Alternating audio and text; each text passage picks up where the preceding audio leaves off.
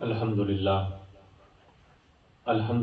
رب العالمین والصلاة والسلام علی رسولہ النبی الامی الکریم اما بعد فاعوذ باللہ من الشیطان الرجیم بسم اللہ الرحمن الرحیم قال النبی علیہ الصلاۃ والسلام ما بین بیتی و منبری روضۃ من ریاض الجنہ او کما قال صلی اللہ علیہ وسلم وقال فی مقام آخر الصلاۃ مفتاح الجنہ او کما قال صلی اللہ علیہ وآلہ وسلم ان اللہ و ملائکتہ یصلون علی النبی یا ایہا الذین آمنوا صلوا علیہ وسلموا تسلیما اللہم صل وسلم علی سیدنا و مولانا محمد وعلی آل سیدنا و مولانا محمد وبارک وسلم صلاۃ و سلاما علیک یا سیدی یا رسول اللہ وعلی آلک و صحابک یا سیدی یا حبیب اللہ۔ میرے نہایت ہی واجب الاحترام برادران اسلام، میں سب سے پہلے اس مالک کائنات کا شکر ادا کرتا ہوں جس نے اپنے گھر میں حاضری کی توفیق نصیب فرمائی اور اپنے پیارے محبوب علیہ الصلاۃ والسلام کی بارگاہ اقدس میں حاضری کی توفیق نصیب فرمائی۔ مالک سب کو اس در کی بار بار حاضری نصیب فرمائے۔ حضرات محترم، ایک بندہ مومن وہ چاہے کتنا غریب سے غریب تر کیوں نہ ہو، اس کی زندگی کی ایک خواہش اور تمنا ضرور ہوتی ہے کہ مولا زندگی میں اپنے گھر کی ایک دفعہ حاضری کی سعادت نصیب کرتے ہیں۔ بندہ مومن کی خواہش ضرور ہوتی ہے کہ مولا ایک دفعہ اپنے محبوب کی بارگاہ میں حاضری کی توفیق نصیب فرما دے۔ بندہ جب مدینہ طیبہ حاضر ہو جاتا ہے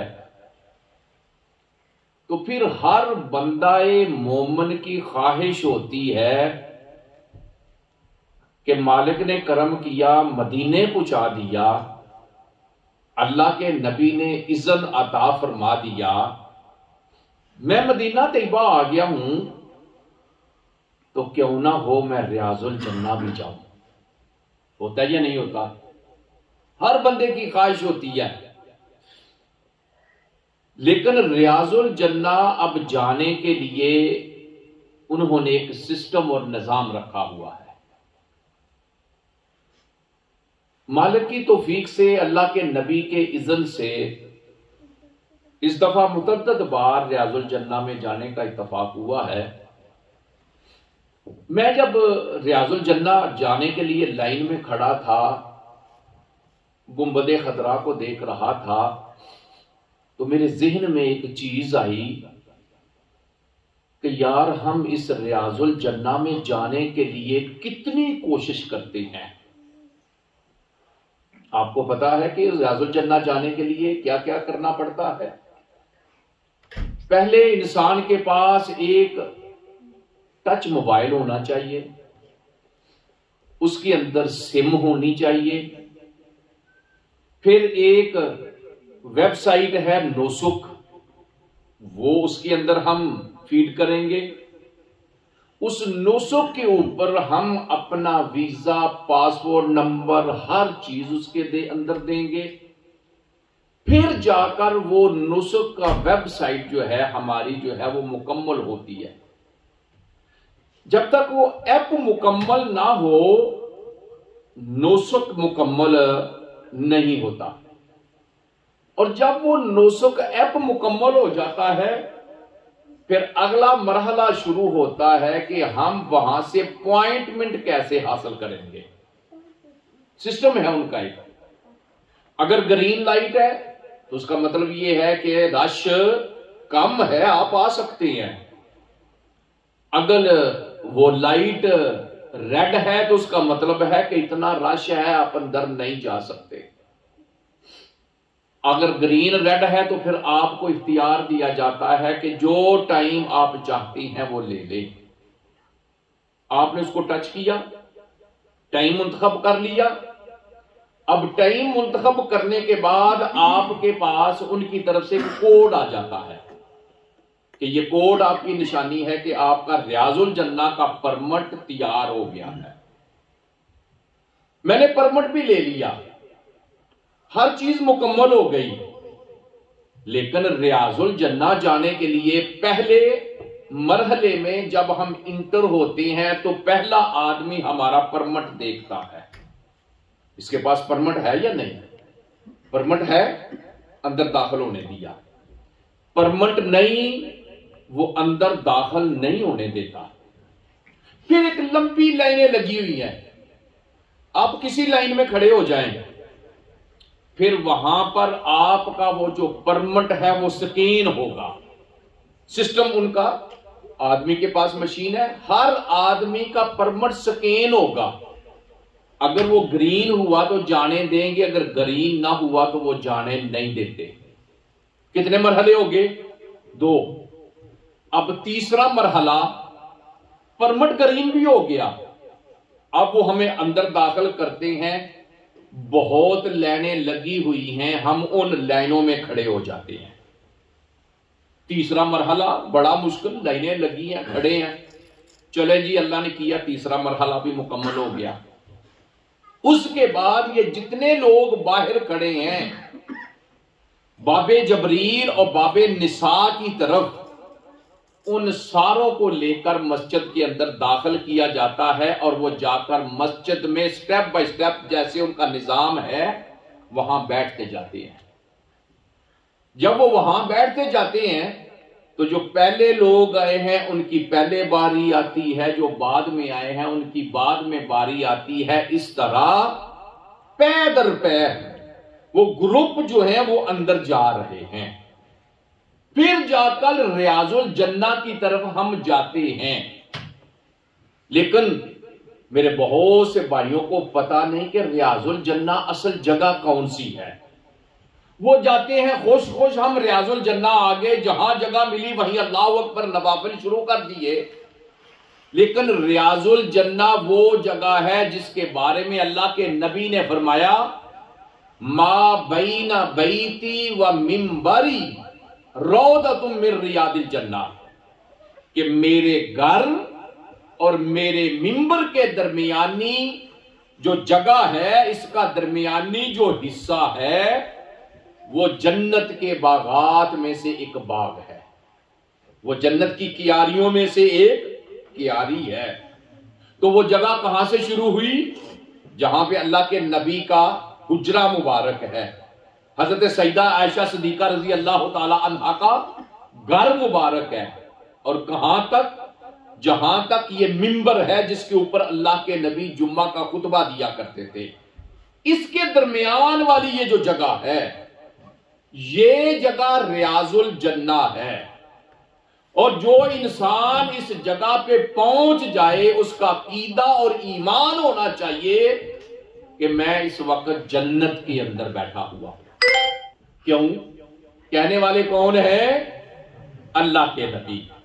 اور اللہ کے نبی کی زبان سے جو کلمہ نکلا ہے وہ حق اور سچ ہے. اللہ کے نبی کا فرمان حق اور سچ ہے کہ جو یہاں آ جائے وہ جنت کے مزے لے گا. کیوں؟ رب نے زمین کے اوپر جنت کا ایک ٹکڑا یہ جو عطا فرمایا ہے، یہ اللہ کے نبی کے گھر اور اللہ کے نبی کے منبر کے درمیانی جگہ ہے. اب ریاض الجنہ جانے کے لیے میں نے کتنی کوشش کی، کتنے مراحل سے گزرا. میں وہاں کھڑا کھڑا سوچ رہا تھا، اے انسان، وہ جگہ جس کے بارے میں اللہ کے نبی نے فرمایا ہے کہ یہ جنت کا ایک باغ ہے، جنت کا ایک ٹکڑا ہے، اس جنت کے جانے نے کیا میں کیا کچھ نہیں کر رہا، میں در پہ جتنے بھی ان کے کیا کہتے ہیں کہ نظام ہے اس کے مطابق چل رہا ہوں، مراحل طے کر رہا ہوں تاکہ میں ریاض الجنہ میں جاؤں، اور میرے نبی نے فرمایا ہے یہ جنت کا ٹکڑا ہے، اس جنت میں جانے کے لیے میں اتنی کوشش کر رہا ہوں۔ جو آخرت کی جنت ہے کیا میں نے اس کے لیے کبھی کوشش کی؟ میں دنیا میں جنت حاصل کرنے کے لیے ان کے نظام کو مان رہا ہوں، میں شور نہیں مچاتا جی، میں اتنی دیر ہو گئی، غالباً 2 گھنٹے تک اس پورے پروسیجر میں ہم کو گزرنا پڑتا ہے، پھر جا کر ریاض الجنہ میں جاتے ہیں۔ اور میں نے عرض کیا بہت سے دوستوں کو علم ہی نہیں، وہ جاتے ہیں نوافل پڑھتے ہیں، رب قبول کرنے والا ہے، لیکن وہ ریاض الجنہ تک پہنچتے نہیں ہیں، لیکن خوش ہوتے ہیں میں ریاض الجنہ آ گیا۔ ارے دنیا کی جنت کے لیے اتنی کوشش کر رہے ہیں، کبھی آخرت کی جنت کے لیے کوشش کی؟ ہم نے آخرت کی جنت کے لیے کبھی کوشش نہیں کی۔ اور جس نبی کا یہ فرمان ہے نا کہ یہ رب نے مجھے زمین کے اوپر جنت کا ایک ٹکڑا عطا فرمایا ہے، اسی اللہ کے نبی کا فرمان ہے کہ الصلاۃ مفتاح الجنہ، جو نماز ہے نا وہ جنت کی چابی ہے۔ کیا کوئی گھر میں داخل ہو سکتا ہے بغیر چابی کے؟ تالا لگا ہو، کتنی کوشش بھی کر لیں، کیا داخل ہوں گے؟ نہیں ہوں گے۔ جنت میں داخل ہونے کے لیے پہلے کیا چاہیے؟ چابی۔ اور اللہ کے نبی نے فرمایا اے میرے غلاموں، اے میرے امتیوں، اس جنت میں داخل ہونے کے لیے جو اس کی چابی ہے نا وہ کیا ہے؟ نماز ہے۔ کیا ہم نماز پڑھتے ہیں؟ نہیں پڑھتے، تو ہم جنت کے لیے دوڑے دوڑے پھر رہے ہیں، ارے دنیا کی جنت کے لیے اتنی کوشش کر رہے ہیں، آخرت کی جنت کے لیے کوشش کرو۔ نماز وہ چیز ہے جو کسی صورت میں معاف نہیں، غالباً 700 مرتبہ رب نے مختلف انداز میں حکم دیا کہ اے میرے بندو اقیم الصلاۃ، اقیم الصلاۃ، نماز قائم کرو، نماز قائم کرو۔ تو اس لیے پتہ یہ چلا اگر جنت میں جانا چاہتے ہیں تو چابی حاصل کرنا ہوگی، اور وہ جو چابی ہے وہ کیا ہے؟ نماز ہے۔ میرے بھائیو نماز کسی صورت میں معاف نہیں ہے۔ کھڑے ہو کے نہیں پڑھ سکتے، بیٹھ کے پڑھو، بیٹھ کے نہیں پڑھ سکتے، لیٹ کے پڑھو، لیٹ کے نہیں پڑھ سکتے، اشاروں کے ساتھ اپنی نماز مکمل کرو، قبول اس نے کرنی ہے۔ لیکن ہم دنیا کے ہر کام کرتے ہیں، لیکن جب نماز کی باری آتی ہے تو میرے پاس وقت نہیں ہوتا۔ اس وقت سے ڈرو کہ جب یہ دنیا ہم نے چھوڑ جانی ہے، اس وقت نہ والدین کام آئیں گے، نہ اولاد کام آئے گی، نہ رشتہ دار کام آئیں گے، نہ دوست کام آئیں گے، نہ مال و دولت کام آئے گا، کوئی چیز کام نہیں آئے گی۔ اس وقت وہی چیز کام آئے گی جو میں نے اپنی زندگی میں خود کی ہوگی۔ اس لیے نماز کسی صورت میں معاف نہیں ہے۔ اللہ تعالی ہم سب کو نماز پڑھنے کی توفیق نصیب فرمائے۔ میں آخر میں ایک مرتبہ پھر عرض کرتا ہوں، میرے مالک تیرا شکر ہے، تو نے اپنے گھر بلایا، تیرا شکر ہے تو نے اپنے نبی کی بارگاہ میں حاضری کی توفیق نصیب فرمائی، تیرا شکر ہے ریاض الجنہ کے میں جانے کی سعادت نصیب فرمائی۔